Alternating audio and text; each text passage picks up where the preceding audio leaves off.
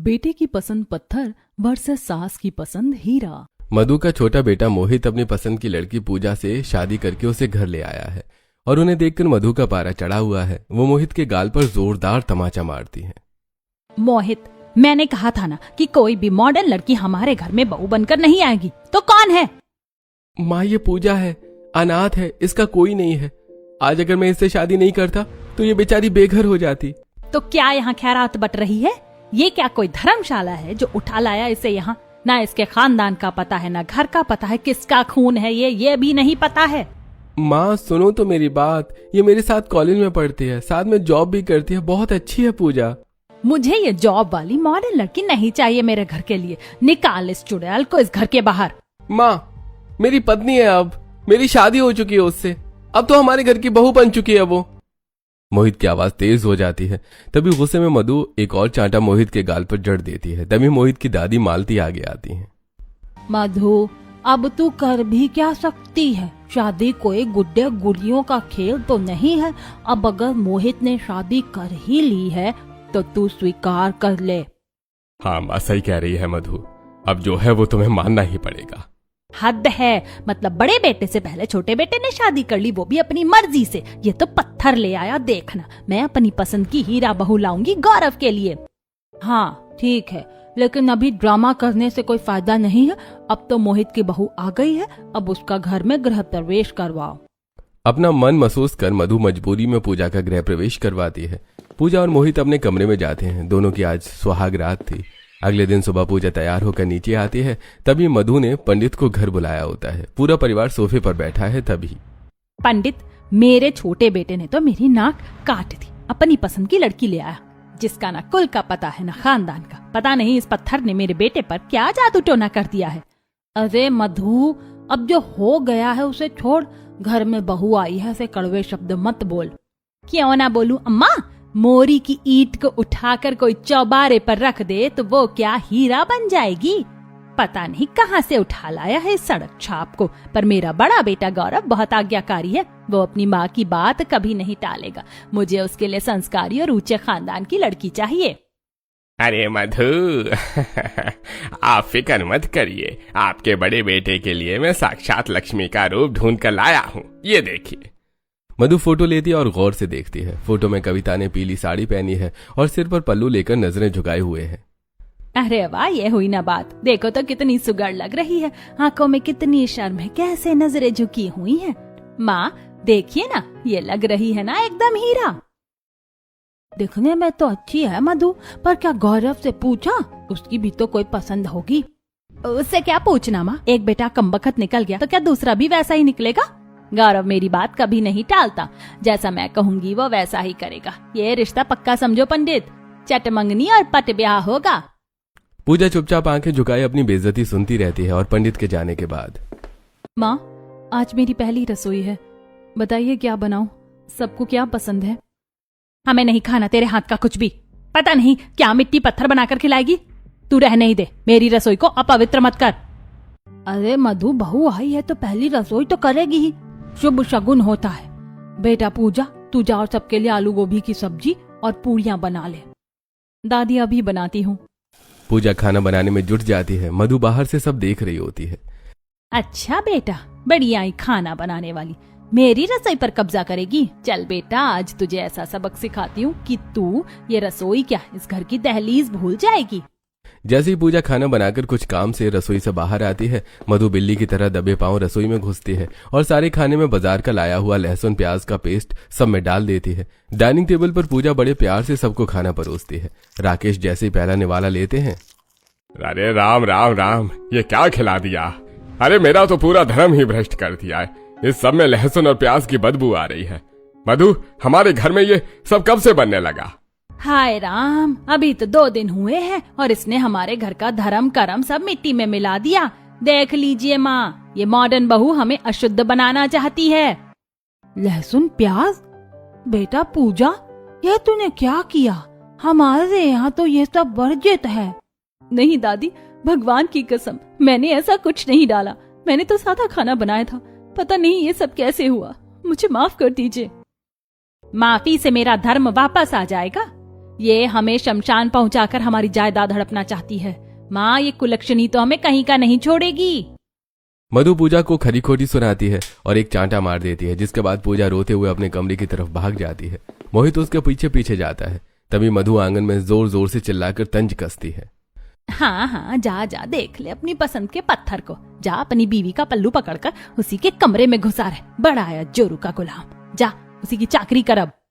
मोहित अपनी माँ की बातों को अनसुना करके कमरे का दरवाजा बंद कर देता है। पूजा प्लीज शांत हो जाओ, मुझे पता है तुमने ऐसा कुछ नहीं किया। माँ बस तुम्हें नीचे दिखाने का मौका ढूंढ रही थी। मोहित, मैं माँ की बातों से नहीं रो रही हूँ। मैं तो इसलिए दुखी हूँ कि उन्होंने आपको सबके सामने इतना बुरा भला कहा। आपको मेरी वजह से जोरू का गुलाम सुनना पड़ा। माँ तुम्हारे साथ इतना बुरा बर्ताव कर रही हैं, तुम्हें थप्पड़ तक मार दिया और तुम अभी भी उनके सम्मान के बारे में सोच रही हो। मोहित, वो माँ है, बड़ी हैं, उनका हक है डांटने का, पर मैं चाहती हूँ कि वो आपको कभी गलत ना समझे। आप मेरे लिए इतना कुछ कर रहे हैं तो क्या मैं आपके लिए थोड़ा सह नहीं सकती? तुम कितनी अच्छी हो पूजा, मैं सच में बहुत खुशकिस्मत हूँ कि तुम मेरी पत्नी हो। माँ तुम्हारे साथ इतनी कड़वाहट से पेश आती है, फिर भी तुम मेरे परिवार के बारे में इतना अच्छा सोच रही हो। मोहित पूजा को गले लगा लेता है। अगले दिन सुबह दोनों उठते हैं तो देखते हैं घर में शादी की अफरा तफरी मची हुई है। माँ, ये सब क्या हो रहा है? इतनी जल्दी में शादी? आपने तो हमें बताया तक नहीं। तुझे बताने की जरूरत क्या है? तू तो अपनी पसंद का पत्थर उठा लाया है ना। अब चुपचाप तमाशा देख। मैं अपने गौरव के लिए हीरा बहू लाऊंगी जो खानदान का नाम रोशन करेगी। माँ, क्या हम भी साथ चलें? बड़े भैया की शादी है। खबरदार, तुम दोनों में से कोई भी शादी में नहीं जाएगा। तुम जैसों को साथ ले जाकर क्या वहां मैं अपनी नाक कटवाऊं? तुम दोनों यहीं रहो और घर की चौकीदारी करो। मधु सबको लेकर चली जाती है। उसके जाने के बाद मोहित, मम्मी हमें बड़े भैया की शादी में भी नहीं ले गई। क्या मैं इतनी बुरी हूँ? कोई बात नहीं पूजा, तुम दिल छोटा मत करो। माँ अभी गुस्से में है। जब भाभी घर आएंगी तब हम यहीं उनका स्वागत करेंगे और उनसे मिलेंगे। 2 दिन बाद घर के बाहर बैंड बाजा बज रहा है। मधु नई बहू कविता के साथ लौटती है। मोहल्ले की औरतें वहां कानाफूसी कर रही हैं। वाह मधु, आखिर तुम अपनी पसंद की बहू ले आई। बड़ी सुंदर है। सुंदर नहीं मोहिनी, साक्षात हीरा है। अब सबको पता चलेगा कि बेटे की पसंद पत्थर और सास की पसंद हीरा में क्या फर्क होता है। देखो मेरी बहू को, कितनी सुशील और संस्कारी है। मधु कविता के गृह प्रवेश के बाद खुद केसर वाला दूध बनाकर कविता के कमरे में भेजती है। अगली सुबह कविता उठकर तैयार होकर आती है और घर के सभी बड़ों के पैर छूकर आशीर्वाद लेती है। माँ, आज मैं रसोई संभालूंगी। आप सबके लिए गर्मा गर्म नाश्ता मैं बनाऊंगी। दीदी, मैं भी आपकी मदद के लिए साथ चलती हूँ। आपको सामान का पता नहीं होगा। खबरदार, तुझे वहाँ जाने की कोई जरूरत नहीं है। अपनी परछाई भी मेरी बड़ी बहू पर मत डालना। उस दिन लहसुन प्याज का खाना खिलाकर तूने हमारा धर्म भ्रष्ट किया था। अब क्या मेरी बड़ी बहू को भी वही सिखाना चाहती है? चुपचाप बाहर बैठ। कविता रसोई में चली जाती है और बढ़िया नाश्ता बनाकर लाती है। वो सबको आदर के साथ परोसती है। सब लोग बड़ी चाव से खाना खाते हैं। वाह मधु, बहू ने तो कमाल कर दिया। ऐसा स्वाद तो बरसों बाद चखा है। आखिर सास की पसंद है, हीरा तो होगी ही। मधु नाश्ते के बाद सभी से कविता को नेक दिलवाती है। कविता नाश्ता करने के बाद बर्तन समेटने लगती है। तभी मधु उसका हाथ पकड़ लेती है। अरे नहीं नहीं बेटा, तू ये सब क्यों करेगी? तू तो हमारे घर की लक्ष्मी है। ओए पत्थर, चलिए सारे बर्तन समेट और पूरी रसोई चमक जानी चाहिए। पर माँ, पूजा भी तो इस घर की बहू है। वो भी अभी नई है। उससे नौकरानी जैसा काम क्यों? चुप कर जोरू का गुलाम कहीं का। खाना तो ढंग का बना नहीं सकती, कम से कम घर की साफ सफाई और जूठे बर्तन तो मांज सकती है ना। चल उठ और काम पर लग।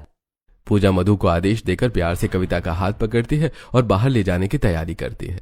चल बेटा कविता, आज हम दोनों सास बहू शॉपिंग पर चलेंगे। मैं तुझे बढ़िया साड़ियाँ और गहने दिलाऊंगी। दोनों तैयार होकर घर से निकलती हैं और रास्ते में जाते हुए मधु कविता को समझाती है। देख बेटा, उस पूजा से दूर ही रहना। उससे ज्यादा बात करने की जरूरत नहीं है। उसे तो हम इस घर में नौकरानी बनाकर ही रखेंगे। अरे माँ, आप तो बड़ी भोली निकली। आगे आगे देखिए क्या होता है। पूजा को तो क्या, बहुत जल्द मैं तो आपको भी नौकरानी बना लूंगी। मधु कविता को हीरा समझ रही थी, लेकिन उसके दिमाग में तो कोई और ही खिचड़ी पक रही थी। बाजार पहुंचकर मधु कविता को खरीदारी कराने ले जाती है। भैया, सबसे महंगी वाली बनारसी साड़ी दिखाना मेरी बहू के लिए। देख बेटा, ये वाला सूट भी ले ले, तुझ पर बहुत जचेगा। अरे नहीं नहीं माँ, इतना सब क्यों? आप बस साथ हैं, वही बहुत है। कविता मधु से बनावटी तौर पर मना कर रही होती है। तभी ज्वेलरी एक हीरे की अंगूठी पर उसकी नजर पड़ती है। अरे माँ, ये अंगूठी कितनी सुंदर है ना। तुझे पसंद आई है तो बस ले ले। मेरी हीरा बहू के हाथ में हीरा ही तो अच्छा लगेगा। माँ बहुत गर्मी लग रही है, गला सूख रहा है। अरे भैया मेरी बहू के लिए ठंडी आइसक्रीम लाओ और एक लिम्का भी। आराम से बैठ बेटा, थक गई होगी तू। शाम तक मधु कविता को सारी शॉपिंग कराकर घर लौटती है और कविता सारी शॉपिंग बैग सोफे पर पटक देती है। हाय माँ, पैर जवाब दे रहे हैं। इतनी शॉपिंग कर ली कि पैरों में जान ही नहीं बची। अरे मेरी बच्ची तू फिक्र मत कर, अब भी तेरा दर्द दूर करवाती हूँ। ओए पूजा, मर गई क्या? सुनती नहीं? माँ आपने बुलाया? हाँ, महारानी की तरह खड़ी क्या देख रही है? जा पहले मेरी बहू के लिए ठंडा शरबत बना कर ला। पूजा चुपचाप शरबत बनाकर लाती है। कविता मजे से शरबत पीती है। तभी मधु एक और फरमान सुनाती है। अब चल जरा इसके पैर दबा, बेचारी मेरे साथ बाजार घूमकर थक गई है। चल जल्दी हाथ चला। पूजा जमीन पर बैठकर कविता के पैर दबाने लगती है। कविता सोफे पर पैर पसार कर बैठ जाती है। तभी मोहित वहां आ जाता है। मैं ये क्या कर रही हो आप? पूजा से भाभी के पैर दबा रही हो। भाभी तो उससे उम्र में भी ज्यादा बड़ी नहीं है और वो भी इस घर की बहू है। तू चुप रह जोरू के गुलाम, कुछ तो काम करेगी ना ये घर में, या छाती पर मूंग दलेगी बस? काम ना काज की, दुश्मन अनाज की। चाहे जितना सर पर चढ़ा ले तू इसे, पर मेरे लिए तो ये बस एक पत्थर है। माँ आप ये क्यों कर रही हो? और आज आप शॉपिंग करके लाई तो आपने इसके लिए क्या लिया? कुछ तो लाया होगा अपनी छोटी बहू के लिए। भिखारियों के लिए मेरे पास कुछ नहीं है। तुझे दिलाना है तो खुद दिला। जब बहू मेरी पसंद की नहीं तो कपड़े भी मेरी पसंद के क्यों पहनेगी? चल कविता बेटा, तू अंदर मेरे कमरे में चल, हम एसी चलाकर बढ़िया मूवी देखेंगे। मधु और कविता हंसते हुए एसी वाले कमरे में चली जाती हैं। मम्मी आज मेरा हाथ पैर बिल्कुल नहीं चल रहे। इतनी थकान है कि रसोई में जाने का बिल्कुल मन ही नहीं कर रहा। अरे मेरी बच्ची, तेरा मन नहीं है तो कोई बात नहीं, बता क्या खाएगी? जो तू कहेगी वही मंगाऊंगी। मम्मी मेरा तो बड़ा मन है कि हम आज बाहर से पिज्जा मंगा लें, बहुत दिनों से नहीं खाया। वैसे तो हम बाहर का खाते नहीं है, पर तेरी खुशी के लिए पिज्जा भी आएगा। तू अपने लिए मंगा ले, रसोई में खाना वो करमजली बनाएगी। मधु कमरे से बाहर आती है और चिल्लाकर पूजा को आवाज देती है। ओए पत्थर, सुन रही है? खड़ी खड़ी मुंह क्या देख रही है? जा रसोई में और सबके लिए बढ़िया खाना बना। मेरी बड़ी बहू की तबीयत ठीक नहीं है, वो आज खाना नहीं बनाएगी। माँ मुझे सुबह से बहुत तेज चक्कर आ रहे हैं, पूरे शरीर में बहुत दर्द है, शायद तेज बुखार है। आज मुझसे खड़ा भी नहीं हुआ जा रहा। शर्म नहीं आती तुझे जबान लड़ाते हुए? काम से बचने के लिए बीमारी का बहाना करेगी। माँ ये क्या किया आपने? उसे सच में रात से बहुत तेज बुखार है। तू चुप कर अपनी लुगाई के चमचे, ये सब मक्कारी है इसकी। बड़ी बहू की सच में तबीयत खराब है तो हम क्या भूखे मरेंगे इसके नाटक की वजह से?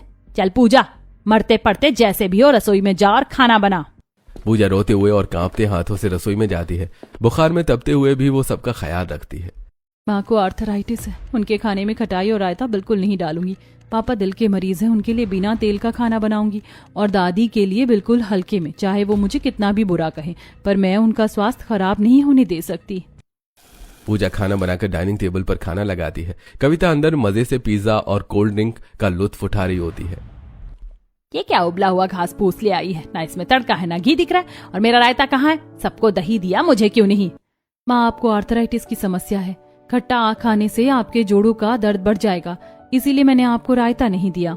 देख रही हो माँ, ये अभी से मेरे खाने पर पाबंदी लगा रही है, मुझे रायता नहीं देकर भेदभाव कर रही है। और इस ससुर को क्या खिला रही है? न तेल न माँ। हाँ बहू, ये कैसा बेस्वाद खाना है। एक तो हम बीमार हैं, ऊपर से ऐसा उबला हुआ खाना खिलाकर हमें और बीमार करना चाहती हो क्या?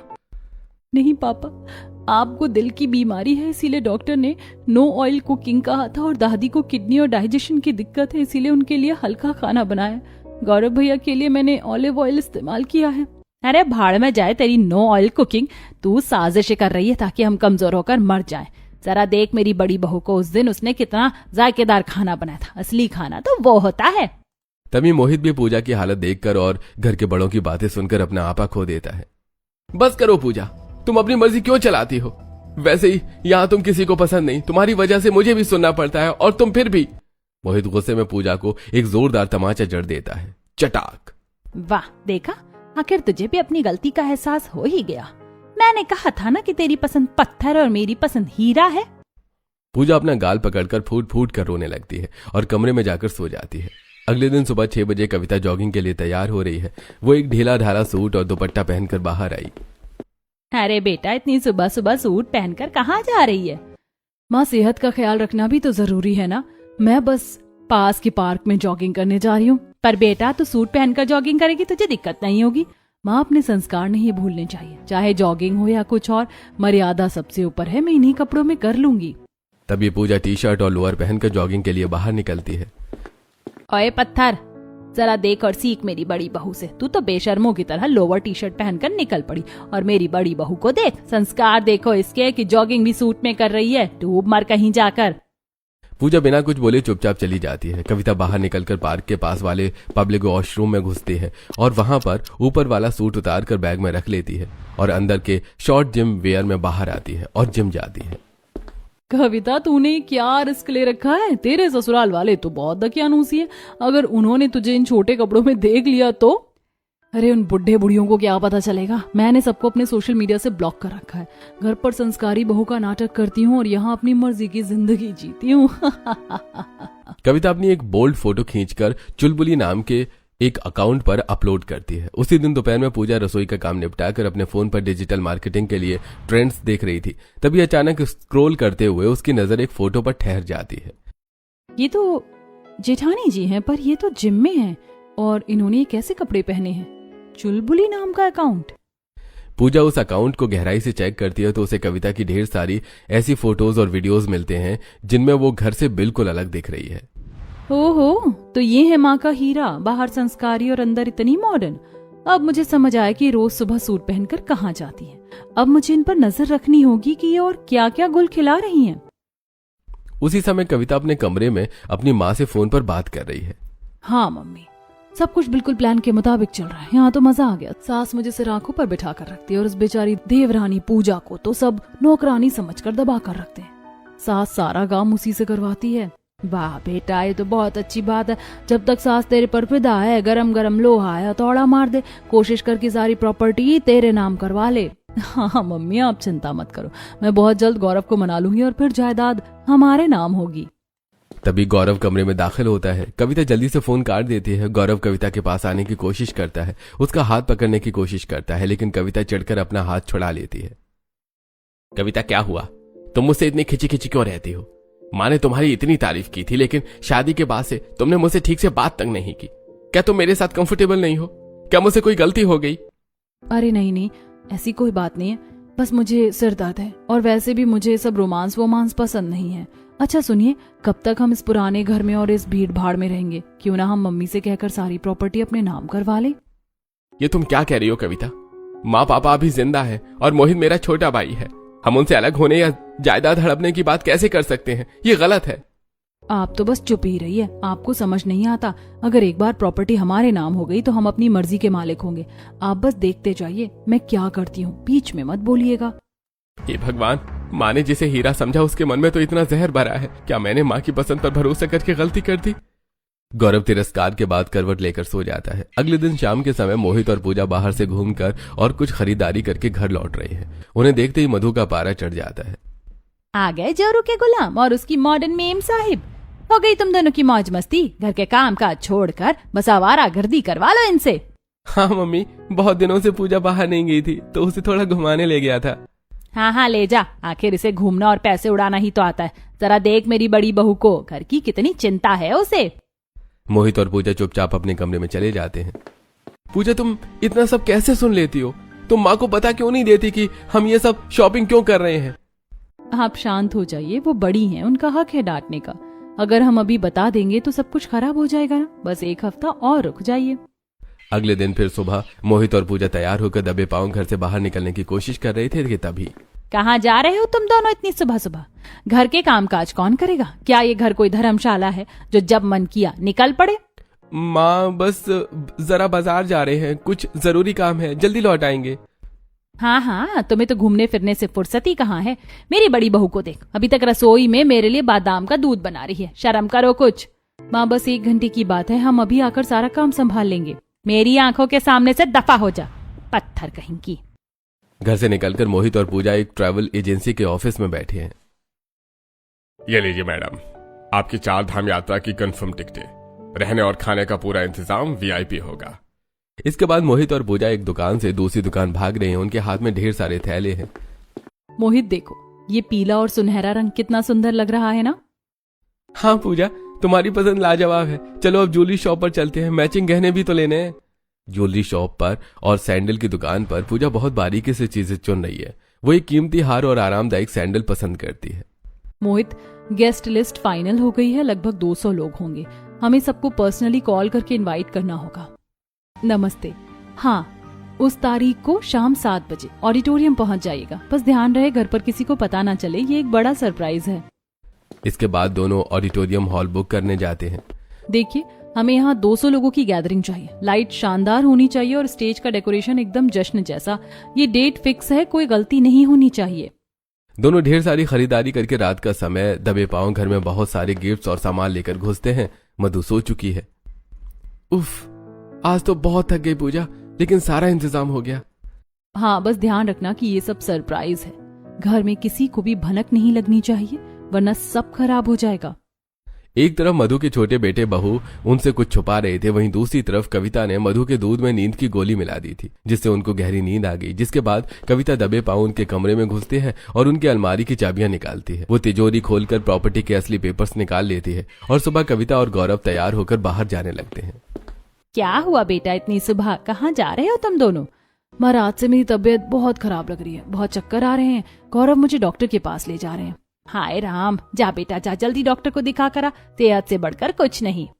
घर से बाहर निकलकर गौरव गाड़ी चला रहा है, लेकिन कविता उसे डॉक्टर के पास नहीं बल्कि कोर्ट ले गई है। कविता, ये तो कोर्ट का रास्ता है, हम यहाँ क्यों आए हैं? तुमने तो कहा था कि डॉक्टर के पास जाना है। डॉक्टर के पास बाद में जाएंगे, पहले इन पेपर्स पर साइन कीजिए। मैंने वकील से बात कर ली है, माँ की पावर ऑफ अटॉर्नी अब हमारे नाम होगी। क्या? ये तो घर के कागज है। कविता, ये तुम क्या कर रही हो? माँ ने हम पर भरोसा किया और तुम उनके साथ ऐसा धोखा कर रही हो। ज्यादा नैतिकता मत झाड़िए। मैंने कल रात बहुत मुश्किल से ये पेपर्स हासिल किए हैं, बस ट्रांसफर पेपर्स बनवाने हैं। कविता वकील के सामने बैठी और प्रॉपर्टी के पेपर्स को बदलने का दबाव बना रही है। देखिए वकील साहब, मुझे ये सारे पेपर्स अपने और अपने पति के नाम पर चाहिए। पावर ऑफ अटॉर्नी का ड्राफ्ट ऐसा बनाइए कि साइन होते ही सारी जायदाद हमारी हो जाए। पर मैडम, इसके लिए आपके सास के साइन लगेंगे। क्या वो तैयार हैं? आप अपना काम कीजिए, साइन कैसे लेने हैं वो मुझ पर छोड़ दीजिए। कोर्ट से लौटकर कविता और गौरव घर पहुंचते हैं, तभी मधु दौड़कर आती है। क्या हुआ बेटा, डॉक्टर ने क्या कहा? रिपोर्ट्स में क्या आया? दिखाओ दिखाओ, मुझे बहुत चिंता हो रही थी। अरे नहीं नहीं मम्मी, ऐसा कुछ खास नहीं है। वो गर्मी बहुत है ना, तो उसी की वजह से थोड़ी डिहाइड्रेशन हो गई थी, बस ग्लूकोज और आराम बताया है। अच्छा बेटा, शुक्र है। तू अंदर जा और आराम कर, मैं तेरे लिए ठंडा मीठा आम पन्ना भिजवाती हूँ, अभी ताजगी आ जाएगी। कविता चैन की सांस लेती और अलमारी से वो पेपर्स रख देती है। देखा गौरव, आज तो मजा आ गया। वकील ने सब तैयार कर दिया है, अब बस मम्मी के साइन होते ही हम इस घर और जायदाद के मालिक होंगे। कविता, पर ये ठीक नहीं है। हम माँ को धोखे में रखकर साइन करवा रहे हैं। रुकने का वक्त नहीं है, हम ये काम ठीक 15 तारीख को करेंगे। 15 तारीख? उस दिन तो मम्मी का जन्मदिन है, तुम उनके जन्मदिन पर ऐसा करोगी? हाँ, क्योंकि उसी दिन मम्मी खुश होंगी और ज्यादा ध्यान नहीं देंगी। हम उन्हें कोई तोहफा देने के बहाने इन कागजों पर साइन करवा लेंगे। इसी तरह दिन गुजरते हैं और 2 दिन बाद। मोहित, सब तैयार है ना? हलवाई से बात हो गई? सब तैयार हैं पूजा। माँ ने सपने में भी नहीं सोचा होगा कि उनकी पत्थर जैसी बहू उनके लिए इतना कुछ कर रही है। उसी शाम को पूजा ऑडिटोरियम की बुकिंग और तैयारियों के चक्कर में घर लौटने में थोड़ी लेट हो गई और वो जैसे ही घर में कदम रखती है। कहाँ मर गई थी महारानी? सुबह से पैर जो पहियों पर लगे हैं, अभी घर आने का समय मिला है? घर में इतने काम पड़े हैं, पर तुझे तो बस आवारागर्दी सूझती है। माँ, बस कुछ जरूरी काम से बाहर गई थी, अब आ गई हूँ, सारा काम कर दूंगी। काम करेगी? जबान लड़ाती है। ये ले, ये है तेरी बदजुबानी का इनाम। माँ, आप मुझे रोज रोज ऐसे क्यों मारती हैं? आखिर मेरी गलती क्या है? पूजा रोते रोते रसोई में जाती है। सबके स्वास्थ्य का ध्यान रखते हुए वो खाना बनाती है। तभी कविता हाथ में स्वादिष्ट खाने के डोंगे लेकर आती है। माँ, आज आप वो उबला हुआ घास फूस मत खाइए। देखिए, आज मैंने आपके लिए और दादी के लिए खास शाही पनीर और मलाई कोफ्ता बनाया है। अरे बेटा, तू तो कमरे में आराम कर रही थी, तूने कब बनाया? बस माँ, आपका प्यार मुझे रसोई तक खींच लाया। मैंने सोचा आज मैं खुद अपने हाथों से सबको खिलाऊं। दरअसल कविता ने कमरे के पीछे वाले दरवाजे से चुपके से जोमेटो से सारा खाना ऑर्डर किया था और रसोई में जाकर बर्तनों में पलट दिया ताकि किसी को शक न हो। वाह वाह बेटा, क्या स्वाद है। मधु, देखो इसे कहते हैं खाना, असली हीरा तो यही है। देखा, इसे कहते हैं सलीका। तू तो बस हमें बीमार करना चाहती है। तेरा खाना तो अब जानवरों को भी ना डालो। चलिए खाना सारा उठाकर बाहर फेंक दे। उस दिन मोहित बहुत दुखी है और उसने खाना भी नहीं खाया है। वो बालकनी में खड़ा अपनी किस्मत को कोस रहा है। मोहित, आपने खाना नहीं खाया? चलिए मैं आपके लिए गर्म रोटियां लाती हूँ। नहीं, नहीं खाना मुझे तो अब लगने लगा है कि मैंने तुमसे शादी करके गलती कर दी। देखो माँ तुम्हारे साथ क्या कर रही हो और तुम बस सहती जा रही हो। मेरा दम घुट रहा है इस घर में। मोहित, आप चिंता मत कीजिए। मुझे पता है आज अंधेरा है, पर कल सवेरा जरूर होगा। बस 15 तारीख का इंतजार कीजिए। उस दिन माँ को खुद पता चल जाएगा कि कौन हीरा और कौन पत्थर। काश तुम्हारी ये उम्मीद सच हो जाए पूजा। मुझे डर है कि माँ कहीं बहुत देर न कर दे। पूजा मोहित को अपने हाथों से खाना खिलाकर सलाह देती है और अगली सुबह मधु के कमरे से करहाने की आवाजें आ रही हैं। कल रात का तला भुना और खट्टा बाजारी खाना खाने की वजह से उनका अर्थराइटिस गठिया बुरी तरह उभर आया है। वो बिस्तर से हिल भी नहीं पा रही हैं। उफ, मर गई मेरी उंगलियां, मेरे जोड़। कोई है? अरे राकेश, माँ कोई तो आओ। कविता कहाँ है? उसे बुलाओ। मेरे हाथ पैर दबा दे, जान निकली जा रही है। मधु कविता को बुला रही थी, लेकिन वो पार्लर में स्पा कराने में बिजी थी। तभी पूजा हाथ में गर्मा गर्म पानी की थैली और तेल लेकर दौड़ती हुई आती है। माँ क्या हुआ? आप इतना रो क्यों रही हैं? हट यहाँ से, दूर रह मुझसे। तुझे तो खुशी हो रही होगी ना मुझे इस हाल में देखकर। जा मेरी कविता को बुला कर ला। वो कहाँ है? माँ दीदी तो सुबह ही पार्लर चली गई, घर पर कोई नहीं है। आप चुपचाप लेटिए, मैं आपके जोड़ों पर गर्म तेल की मालिश कर देती हूँ, आराम मिलेगा। नहीं चाहिए तेरी सेवा, वो आएगी तभी ठीक होंगी। माँ आप मुझे चाहे जितना डांट लीजिए, पर इस वक्त आपको दवा और मालिश की जरूरत है। कल रात आपने बाहर का खट्टा खाना खाया था, मैंने मना किया था ना कि वो आपकी सेहत के लिए ठीक नहीं है। मधु को आराम मिलता है। अगले दिन 15 तारीख, उस दिन शबाब से मोहित और पूजा घर से गायब हैं। मधु उन्हें कोस रही है। देखा गौरव, तेरा छोटा भाई और वो लड़की, आज मेरा जन्मदिन है और वो घर से गायब है। एक बार आने दे उन्हें, घर से बाहर निकाल दूंगी। तभी मधु के फोन पर एक अनजान नंबर से कॉल आता है। हेलो, क्या मधु बोल रही हैं? आपके छोटे बेटे मोहित का एक्सीडेंट हो गया है। वो पास के ऑडिटोरियम वाले रोड पर गिरे हैं, जल्दी पहुंचिएगा। मधु, राकेश और गौरव घबराकर भागते हुए ऑडिटोरियम पहुंचते हैं। जैसे वो अंदर घुसते हैं, एक टीम उन्हें घेर लेती है। शांत हो जाइए मधु, एक छोटा सा प्रैंक था। आपको यहाँ लाने के लिए हमें ये झूठ बोलना पड़ा। आपके लिए एक बहुत बड़ा सरप्राइज इंतजार कर रहा है। मधु टीम को एक आलीशान मेकअप रूम में ले जाती है। वहां वही साड़ी, गहने और सैंडल्स रखे हैं जो पूजा ने खरीदे थे। मधु को तैयार करके जैसे ही हॉल में लाया जाता है, चारों तरफ अंधेरा हो जाता है। अचानक लाइट जलती है। Happy birthday Madhu ji. मेहमान तालियां बजा रहे हैं। सामने बड़ा सा केक है और स्टेज पर मोहित और पूजा खड़े हैं। ये सब क्या है? गौरव बेटा, तूने और कविता ने इतना बड़ा इंतजाम किया? नहीं मधु, ये सब मोहित और छोटी बहू पूजा ने किया। हमें भी अभी पता चला कि वो पिछले 1 महीने से इसकी तैयारी कर रहे थे। अरे माँ, क्या फायदा इस ताम झाम का? अब तो आप लोग सड़क पर आ चुके हैं, आपके पास बचा ही क्या है? ये तो क्या बोल रही है बेटा? याद है सुबह आपने जिस फाइल पर साइन किए थे, वो जायदाद के पेपर से। अब ये घर, ये जमीन, सब कुछ मेरे और गौरव के नाम है। मुझे क्या लगा मैं जिंदगी भर आपकी गुलामी करूंगी? मुझे आजाद पंछी की तरह उड़ना है। आपको संस्कारी बहू चाहिए थी ना, तो चाटिए अपने संस्कारों को। मैं तो चली। गौरव, क्या ये सच है? तूने अपनी माँ के साथ ये धोखा किया? मुझे तो पता भी नहीं था कि इस फाइल में क्या है। कविता ने मुझे झूठ बोलकर साइन करवाने को कहा था। कविता जैसी फाइल लहराते हुए बाहर जाने लगती है, पूजा स्टेज से नीचे आती है और उसका रास्ता रोक लेती है। रुकिए भाभी, जाने से पहले जरा एक बार अपनी वो फाइल खोलकर पढ़ तो लीजिए। तू क्या बताएगी मुझे? ये देखो, ये कैसे हो सकता है? इसमें तो मेरा नाम ही नहीं है। भाभी, मैंने रात को ही आपके असली पेपर्स हटाकर वहां बर्थडे विश वाले सादे कागज रख दिए थे। माँ ने जिस पर साइन किए वो प्रॉपर्टी के पेपर्स नहीं है, बल्कि उनकी 4 धाम यात्रा की बुकिंग के पेपर्स हैं। जायदाद आज भी माँ और बाबूजी के नाम है। और ये देखिए माँ, ये है वो असली कागज जो आपकी हीरा बहू चुरा कर ले गई थी। और साथ ही ये वीडियो देखिए जिसमें ये अपने बॉयफ्रेंड से इस घर को बर्बाद करने की बात कर रही है। बड़ी स्क्रीन पर कविता का जिम वाला अवतार और बॉयफ्रेंड से बातचीत का वीडियो चलने लगता है। मधु के पैरों तले जमीन खिसक जाती है और वो फूट फूट कर रोने लगती है और पूजा के गले लग जाती है। मुझे माफ कर दे बेटा, सास की पसंद पत्थर और बेटे की पसंद कोई नूर निकली। आज तूने न सिर्फ मेरी जान बचाई बल्कि मेरा घर और मान सम्मान भी बचा लिया। मधु कविता को धक्के देकर घर से बाहर निकाल दिया जाता है। गौरव हाथ जोड़कर अपनी माँ से माफी मांगता है। पूरा परिवार एक साथ मिलकर केक काटता है और खुशियां मनाता है। तो क्या आपको भी लगता है कि आज के जमाने में बहुओं को उनके कपड़ों या दिखावे से नहीं बल्कि उनके संस्कारों और नियति से परखना चाहिए? अपनी राय कमेंट में जरूर बताइए।